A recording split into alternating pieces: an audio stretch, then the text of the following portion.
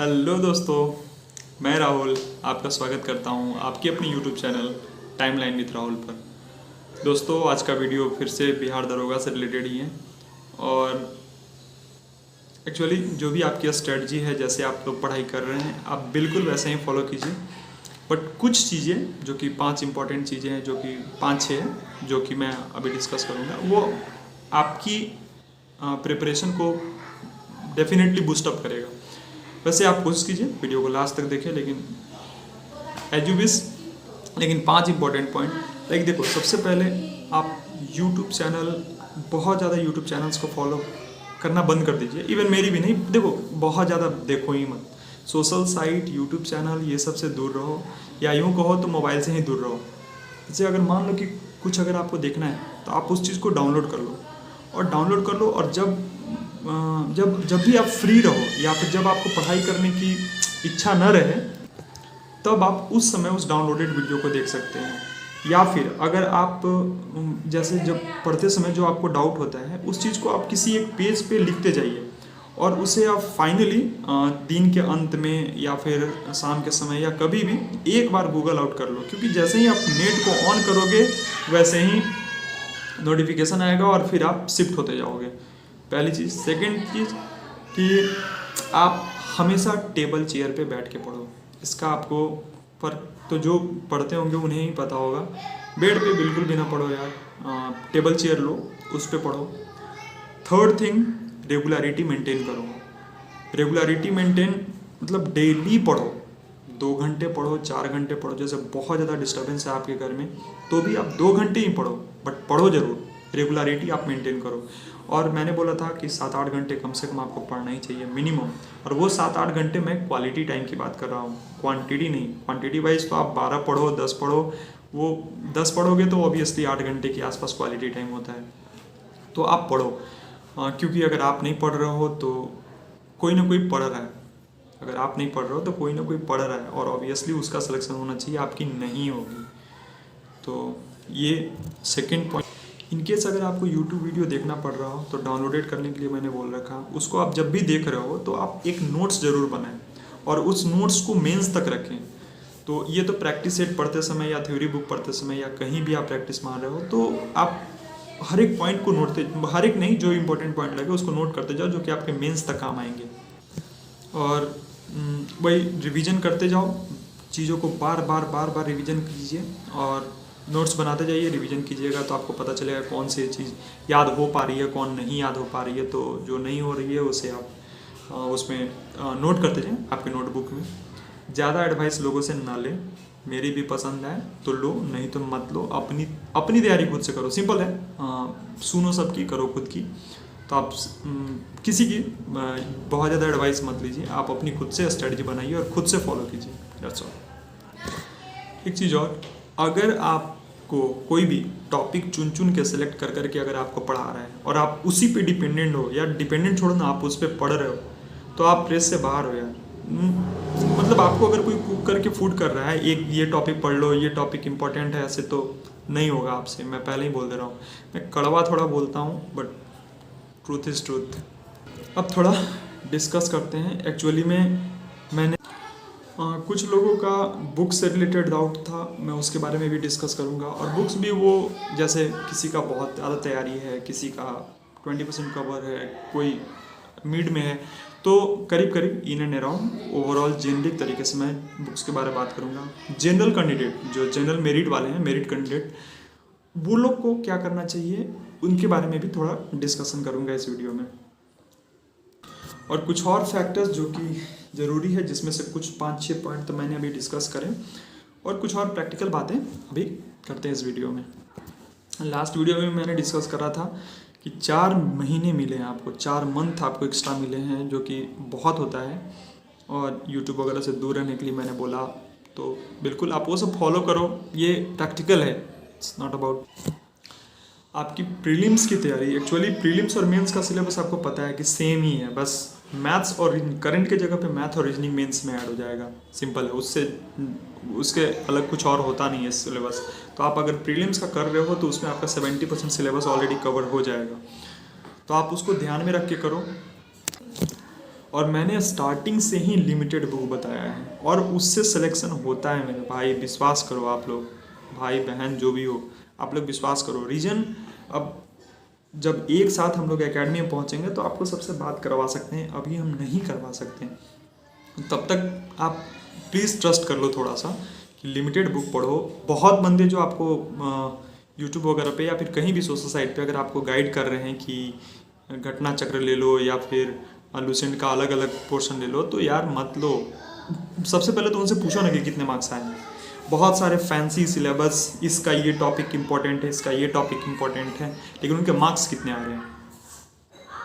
तो अब आप अपने आप से ऑनेस्ट बनो, मतलब अपने आप से क्वेश्चन करो, उन लोगों से क्वेश्चन करो, और नहीं तो जो भी उनके मार्क्स आ रहे हैं सो पता है, फिर आपके भी वही कैटेगरी में रहोगे। कोई कोई तो किस्मत से चला भी आया है। सिंपल है, मिसगाइड से बचिए, अपने आप से ऑनेस्ट होकर पूछिए कि आपने जिन बेसिक बुक के बारे में हमने बोला था वो बेसिक बुक आपने ख़त्म किया, कंप्लीट कर लिया। अगर आपका जवाब हाँ है तो फिर आप बेझिझक होकर दूसरे बुक को प्रेफर कीजिए, क्योंकि देखो बुक्स ज़्यादा पढ़ोगे तो आपको नुकसान तो नहीं होगा, ऑब्वियस सी बात है। जब आपने किसी बुक को ख़त्म कर दिया है तो उसके बाद आप पढ़ो ना यार, घटना चक्र का पूर्वालोकन पढ़ो, या फिर जो भी अलग अलग पब्लिकेशन का आता है, डीप में आप एक एक सब्जेक्ट के मास्टरी कर जाओ, बेटर है। फिर तो आपके कुछ छूटेंगे ही नहीं। लेकिन आपको सेलेक्ट होने से मतलब है, आप टॉपर्स बनने के चक्कर में फिर कहीं के ना रहोगे। देखो जो नए हैं या फिर जिनकी तैयारी कम हुई है, मैं उनको फिर से बोल रहा हूँ, बार बार बोलता हूँ, बेसिक बुक में लूसेंट या क्राउन एक उसी का ऑब्जेक्टिव ले लो, लूसेंट या क्राउन का ही ऑब्जेक्टिव एक ले लो। प्रैक्टिस बुक लो, प्रैक्टिस बुक 3-4, और एक स्पीडी का 1 साल का। हाँ, उत्कर्ष क्लासेस का मैं रिकमेंड करता था पहले, लेकिन अब नहीं करता हूँ। देखो यार, डेली का डेली अगर 1 घंटे आधे घंटे आप वो दे रहे हो, फिर नोट्स बना रहे हो, तो नहीं, आप कंज्यूम कर जाते हो, टाइम कंज्यूम होता है। वो आधे घंटे और 1 घंटा ही नहीं होता है, वो टाइम लग जाता है 1 घंटे के आसपास। और उसके बाद फिर आपको स्पीडी तो पढ़ना ही पढ़ना पड़ेगा, तो क्यों वेस्ट करना। सिंपल से स्पीडी से बाहर कभी क्वेश्चन नहीं आया, आप देख लेना, चेक करके देख लो। तो आप वही स्पीडी को पढ़ो ना, काहे का। और इडुटेरिया से अगर प्रैक्टिस करने की इच्छा है करंट अफेयर, तो आप प्रैक्टिस करो, उससे कोई दिक्कत नहीं। और जो नए बंदे हैं, प्लीज़ आप फैंसी सिलेबस के चक्कर में ना रहो कि इस बुक से ये पढ़ें, ये बुक थोड़ा और अच्छा है, इससे ऐसे होगा, तो नहीं होगा। और एक चीज़ और, कुछ जनरल कैंडिडेट का क्वेरीज था कि जनरल का सर मार्क्स बहुत ज़्यादा जा रहा है और इतने इस बुक से बेसिक से कवर नहीं होगा। तो पहले अपने आप से पूछो ना यार, इतना खत्म हुआ है, मेरे तो इतने मार्क्स आए, मेरे तो अभी और बढ़ते हैं, कम से कम 7-8 मार्क्स बढ़ते हैं। लोग जो मैंने गलती की है तो वो सबसे होता है एग्ज़ाम में जाने के बाद, तो मेरे 170 के आसपास आराम से आते हैं। लेकिन कोई नहीं, गलती हुई है, होता है, वैसे सबके साथ होता है, आपके साथ भी हो सकता है। जो अपने 100% देते हैं वो फिर टॉपर्स में आ जाते हैं, तो नहीं हो पाएगा। लेकिन मैंने उतना ही बेसिक क्लियर किया था, बेसिक बुक पढ़ा था, पहले आप उतना तो ख़त्म करो।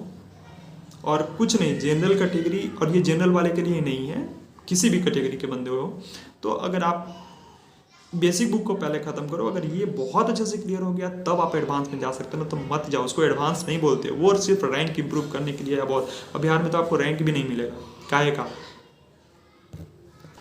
हाँ, कुछ बंदों का मैथ्स और रीजनिंग से रिलेटेड था, तो मैथ्स और रीजनिंग वीक है उनका बहुत ज़्यादा, तो उनके लिए देखो आप RS अग्रवाल का मैथ्स ले लो, और रीजनिंग के लिए एक अरिहंत का आता है, पतली सी बुक आती है, आप उसको ले लो। डेली 1-2 घंटे दे सकते हो। अगर जिसका GS पोर्शन ठीक है, मैथ्स वीक है, तो आप अभी से टाइम दो यार, 2 घंटा दे सकते हो, कोई दिक्कत नहीं है मैथ्स रीजनिंग के लिए। और अगर आपको टॉपिक्स क्लियर करने हैं तो आप वाईफाई स्टडी या फिर एग्जामपुर वाले चैनल को आप देखो, वहाँ पे आपको हर एक टॉपिक का वीडियो मिल जाएगा। एडवांस लेवल का मत देखना, मतलब CGL TGL लंथपन ये सब का मत देखना। अगर नहीं कुछ समझ में आता है तो 0 लेवल से GD का, SSC GD या LDC वगैरह का ही देख लेना, लेकिन मैथ्स पहले स्टार्ट तो करो। और मैंने तो बोला कि मैं अपने बारे में ही सिर्फ नहीं बता रहा कि मैंने वही बेसिक बुक पढ़ा था, जितने भी हैं सब उसी से पढ़ के और अच्छे मार्क्स लेके आए हैं, तो आप ट्रस्ट कीजिए, बाकी आपके ऊपर है। दूसरी बात, बहुत लोगों का चूँकि वो बहुत समय से तैयारी कर रहे हैं, तो लूसेंट, क्राउन और जो भी ये सब ऑब्जेक्टिव वगैरह है वो ख़त्म कर दिए। तो देखो आपका एक स्ट्रॉन्ग बेस बन गया है। अब आप मार्केट के सारे प्रैक्टिस बुक को उठाओ और बना डालो, जो भी मिल रहा है आप बना डालो। प्रैक्टिस सेट के लिए मैंने पहले भी बोला है, प्लेटफॉर्म है, इरूटेरिया है, फिर स्पार्क्स का आता है, विद्यासागर का आता है, स्पर्धा का आता है, बहुत सारे। तो ये सब के प्रैक्टिस सेट को ख़त्म कर डालो, क्योंकि अब आपके कुछ कुछ जो टॉपिक्स बचे होंगे वो आपके प्रैक्टिस सेट में ही मिल जाएंगे, सब कवर हो जाएगा। तो आप उसकी एक्सप्लेनेशन के साथ बहुत अच्छे से कंप्लीट कीजिए।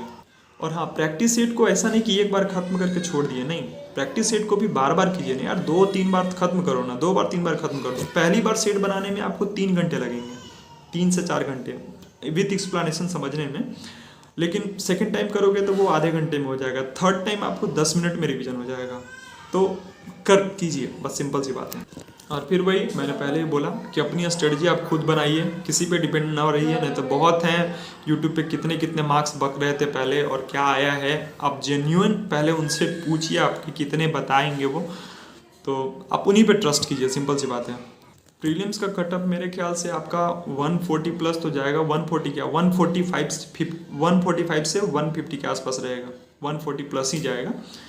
तो अब वहाँ 100 नंबर 105 नंबर लाने वाले भी आपको लेक्चर दे रहे हैं, 110 नंबर लाने वाले भी लेक्चर दे रहे हैं। तो आप समझ जाओ, अब ये सब में मैं ज़्यादा इंगेज नहीं होना चाहता, लेकिन आप खुद से अपनी स्ट्रेटजी तैयार करो, आप खुद से ईमानदार बनो, खुद से समझो चीज़ों को, कैसे हो रहा है कैसे नहीं हो रहा है। आप फालतू के बकचक में न पड़ो। और प्रॉब्लम सबके साथ होती है, बहुतों के साथ इशू है लाइफ में, हर किसी के साथ इशू होता है, हेल्थ इशू। और क्या मेरे साथ भी बहुत ही इशू हुआ था, बहुत ज़्यादा इशू था। लेकिन मैं अब किसी के सामने रो के और सिंपैथी बटोरना नहीं चाहता, सिंपल सी बात है। क्योंकि अगर होगा तो ही लोग पूछेंगे, नहीं होगा तो आप बाहर ही हैं, सिंपल सी बात है।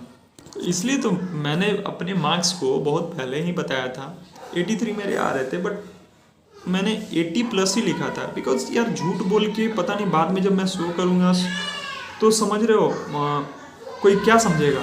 और कुछ कुछ तो पता नहीं कितना कितना क्लेम किया यार। तो अब ये आपको समझने को, फेंकने के लिए मैं भी फेंक सकता था।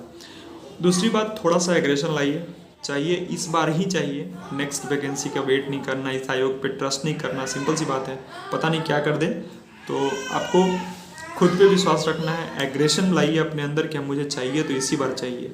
ठंडा नहीं पड़ना है कि 7 साल 8 साल 10 साल लगाएं।